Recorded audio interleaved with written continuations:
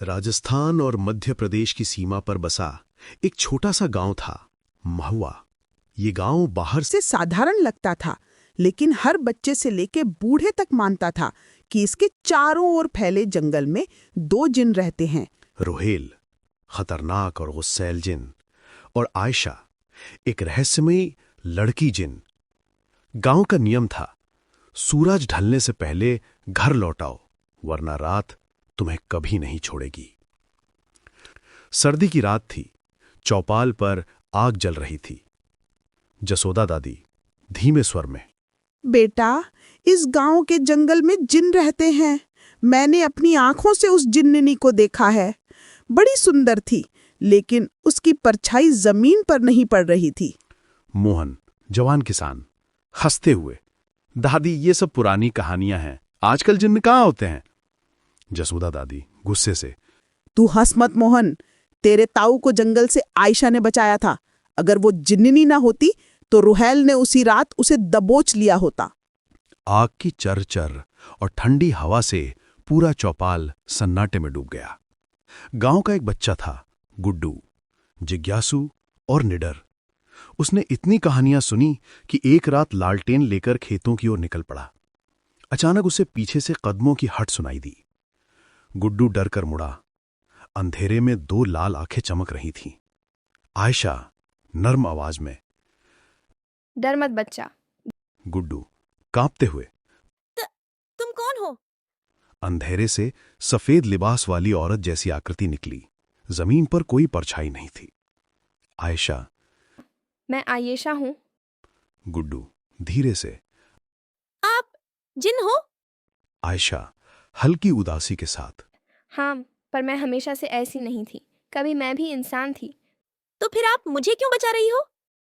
आयशा, क्योंकि यहाँ एक और जिन्न है, रुहैल। वो बहुत क्रोधी है। अगर उसने तुझे देख लिया तो तू कभी घर नहीं लौट पाएगा। गुड्डू, आपकी कहानी?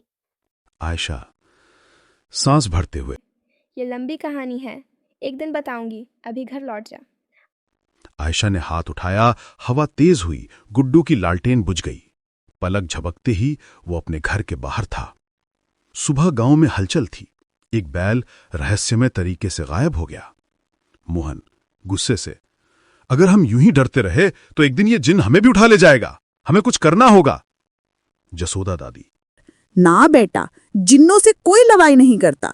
अगर रुहैल जाग गया तो पूरा गांव खा जाएगा। गुड्डू चुप रहा। उसने रात की घटना किसी को नहीं बताई। रात होते ही कुत्ते भौंकने लगे। पेड़ों से कराहने जैसी आवाजें आने लगी। हवा में अचानक गंधक जैसी बदबू फैल गई। रोहेल गड़गड़ाती आवाज में, कौन मेरी नींद में खलल डाल रहा है? गांव का हर इंसान कांप उठा। और उसी पल जंगल के अंधेरे में खड़ी आयशा ने अपनी आंखें बंद कर लीं। उसे पता था अब टकराव टलने वाला नहीं है। गुड्डू रात भर सो नहीं पाया। उसकी आंखों के सामने बार बार वही दृश्य घूम रहा था।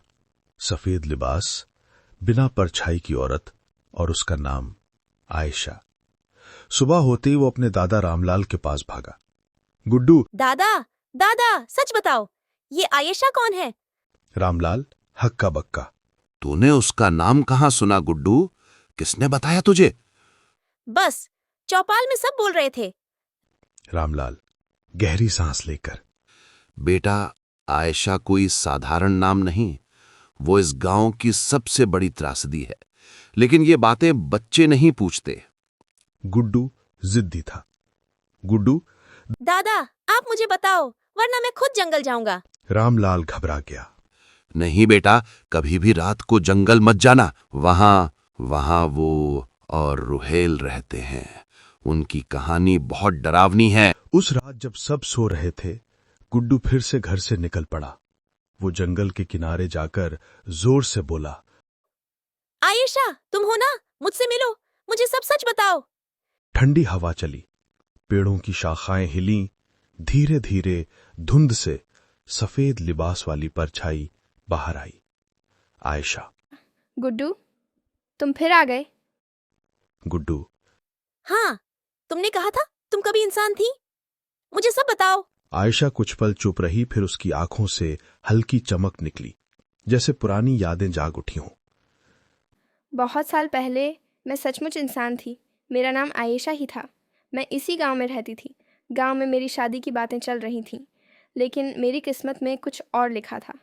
गुड्डू, क्या हुआ था? आयशा धीमी आवाज में। गांव के पास उस वक्त भी रुहैल नाम का एक जिन्न रहता था। वो पहले इतना क्रोधी नहीं था, वो सिर्फ जंगल का रक्षक था। लेकिन एक दिन उसकी नज़र मुझ पर पड़ी। गुड्डू चौंक गया। मतलब रुहैल तुम्हें चाहता था? आयशा, लेकिन मैं तो इंसान थी। जिन्न और इंसान का रिश्ता नहीं हो सकता। मैंने इनकार कर दिया। गुड्डू, फिर क्या हुआ? आयशा, रुहैल ने कसम खाई कि अगर मैं उसकी नहीं बनी तो किसी और की भी नहीं बनूंगी। उस रात जब मेरी शादी होने वाली थी, वो आया और उसने पूरे मंडप को तहस नहस कर दिया। आयशा की आंखों में आंसू चमक उठे। उसने मुझे छू भी नहीं पाया क्योंकि मेरे साथ गांव का पुजारी था। लेकिन उसने मुझे श्राप दिया, तू कभी इंसान नहीं रहेगी, तेरी आत्मा हमेशा मेरे जंगल में कैद रहेगी। उसी श्राप ने मुझे जिन्न बना दिया। गुड्डू का सवाल। तो तुम रुहैल से नफरत करती हो? हाँ और नहीं भी, क्योंकि कभी वो सिर्फ रक्षक था, लेकिन अब वो खून का प्यासा हो चुका है। इंसानों से उसकी नफरत बढ़ती जा रही है। और तुम? मैं इंसानों की बेटी हूँ। मेरा दिल अब भी इंसानी है। मैं किसी को नुकसान नहीं पहुँचाना चाहती, इसलिए मैं रात को बच्चों और औरतों की रक्षा करती हूँ। तो तुम रुहैल को क्यों नहीं रोकती? आयशा चेहरा कठोर बनाकर। वो बहुत शक्तिशाली है, मैं अकेली उसे रोक नहीं सकती। लेकिन एक दिन समय आने पर मुझे उससे भिड़ना ही होगा। दूर से आती कड़कड़ाहट।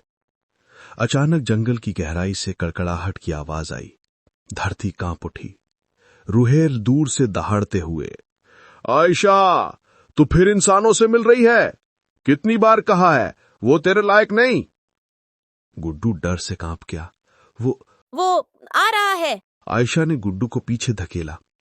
भागो गुड्डू, गांव की ओर भागो, आज वो मुझसे टकराने आ रहा है। गुड्डू आंसू भरी आंखों से चिल्लाया। नहीं, तुम अकेली मत लड़ना। लेकिन हवा का झोंका आया और गुड्डू सीधा अपने खेत के पास गिरा। जब उसने ऊपर देखा तो आयशा और रुहैल दोनों जंगल की गहराई में गायब हो चुके थे। अगले पार्ट को देखने के लिए कुर्सी की पेटी करे टाइट और करे subscribe. See you in the next part.